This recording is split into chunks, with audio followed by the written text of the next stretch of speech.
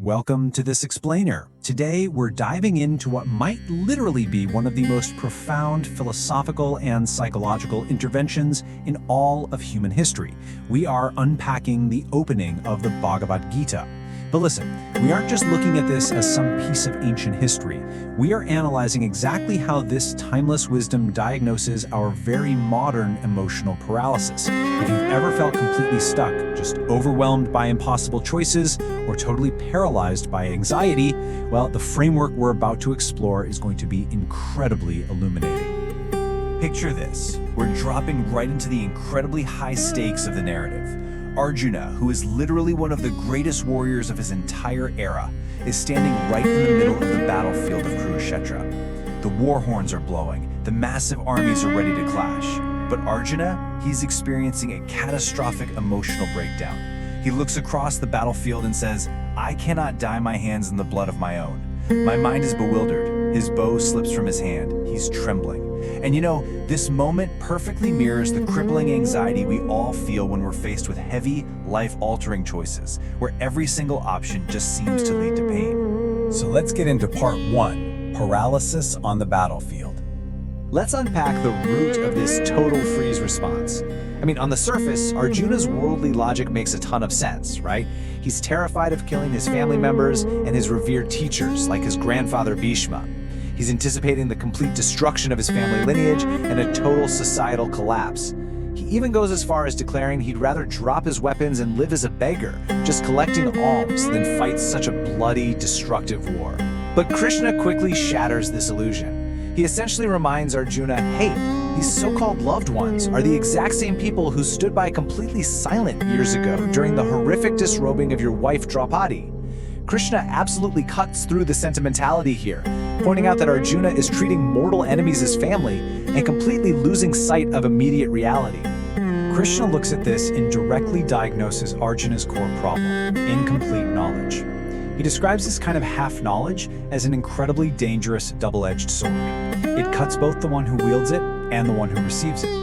Arjuna is speaking like a wise man. He's citing traditions and worrying about consequences, but his knowledge is fundamentally flawed. Why? Because it's entirely rooted in the physical, temporary world. This incomplete perspective is exactly what's dangerously blinding him to the bigger cosmic picture, and it's causing this deep, deep moral confusion. Which brings us to part 2, the cosmic diagnosis, body versus soul. To cure this absolute confusion, Krishna forces a massive paradigm shift. He draws a hard, absolute line between the two main elements of our existence. First, consider the physical body. It is neshwan, it's perishable. It constantly changes, it gets sick, it feels physical pain, and eventually it ages. But contrast that with the soul. It is avinashi, immortal. It's unchanging, eternal, and completely untouched by the elements of the physical world. Krishna is basically explaining that Arjuna is grieving for the perishable stuff while completely forgetting the reality of the eternal. He actually cements this idea with an incredibly iconic Sanskrit shloka, Nainam Chindanti Shastrani, Nainam Dahati Pavaka. This translates to a really beautiful and powerful truth. The soul is completely beyond the reach of physical destruction. Weapons absolutely cannot cut it. Fire cannot burn it, water cannot make it wet, and the wind cannot dry it out. All the physical chaos of the battlefield, it simply cannot penetrate the eternal nature of the soul.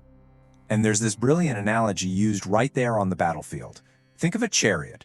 The chariot represents the physical body. It's made of wood and metal, it takes damage, and yeah, it eventually breaks down. But the passenger sitting inside that chariot, that represents the eternal soul, the Atman.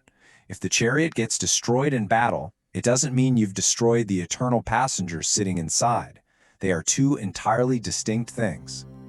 Moving on to part 3, the illusion of change.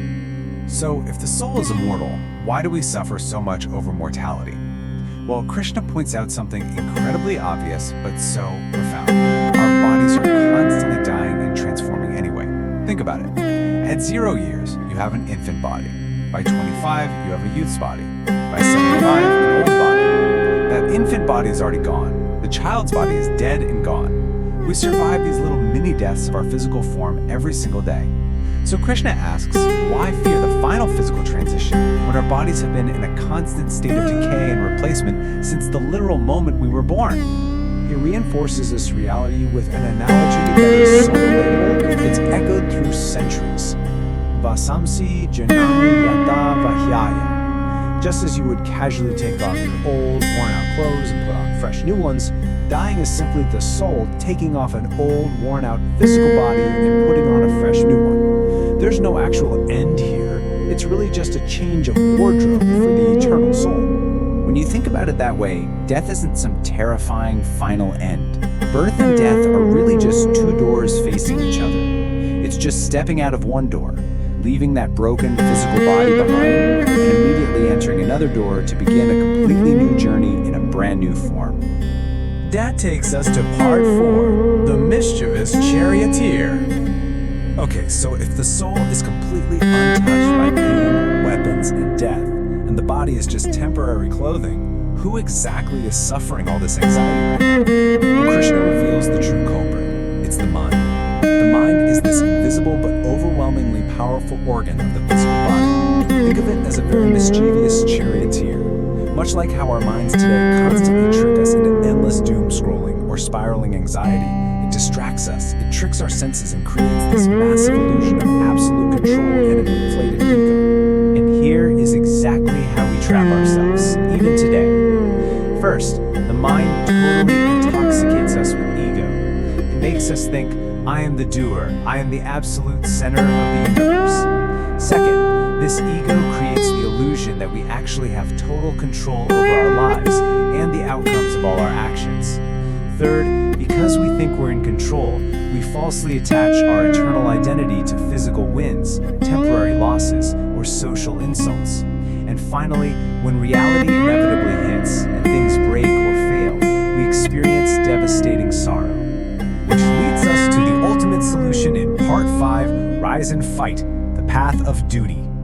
Having systematically diagnosed the root of all this paralysis, proving that Arjuna's grief is basically based on the illusions of the mind, Krishna lays out an amazing win-win scenario. If Arjuna fights and dies in this righteous war, he attains heaven, securing his spiritual glory. If he fights and wins, he gets to establish justice and enjoy the earth. Krishna is urging Arjuna to abandon this weak-heartedness.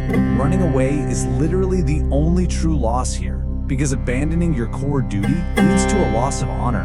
And for a warrior, that is far worse than physical death. And here is the crucial point, this massive philosophical truth. Krishna reveals that the outcome of this war, including the exact time of death for the opponents, is already written by the grand design of destiny and time. Arjuna doesn't actually control life and death. He is merely the instrument of this cosmic design. Therefore, his focus has to be entirely, 100%, on executing his duty, his dharma, without any emotional attachment to the results. He just needs to do the work, perform the action, and let the universe handle the outcome. As we wrap up this explainer, we really have to turn this timeless wisdom directly toward our own lives. Ask yourself, what is your Kurukshetra? What battlefield are you standing on right now where you feel completely paralyzed? Are you letting your mind's illusions of control or your fear of temporary loss hold you back from stepping up? It's time to let go of the attachment to the outcome. Recognize the eternal strength within you and honestly ask yourself, what is your duty calling you to do today? Thank you so much for exploring this profound framework with me, and I really hope it helps you find clarity on your own battlefield.